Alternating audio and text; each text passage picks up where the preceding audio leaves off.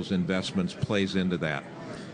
Well, I am pessimistic about the economy. I think that's 4 people at this table. I think we've been living on borrowed money and borrowed time, and I think there's still a lot of wealth, and a lot of people feel good about the economy, but I think they're deceiving themselves. I mean, the big discussion on the financial statement is it going to be a soft landing or a hard landing? And the optimists are saying, oh, no, it's already, the landing has occurred, and we're on our way back up.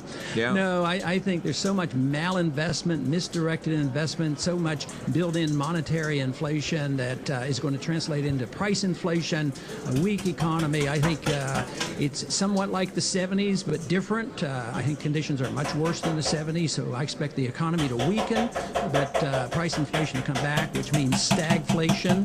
And of course, the extreme of stagflation is a inflationary depression, and whether or not we'll reach that stage is yet to be determined. But I think we're in for some very, very serious times, which means that under those conditions, paper assets are always the worst kind of investment, and hard assets are the best investments.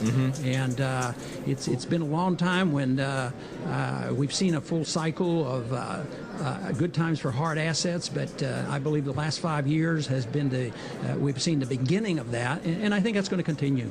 My goal has been to try to set an example where I can show that you can stick to those principles and get reelected, and so far so good. We've been able to do that.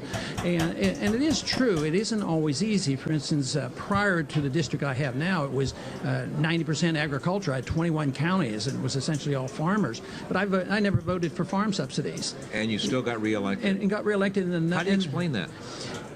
By being upfront with them. Yeah. And the truth is that they haven't benefited that much by subsidies. I said, well, you know, if the subsidies have helped you, and we've had them for 70 years, why aren't you all rich? And the family farmer's still struggling.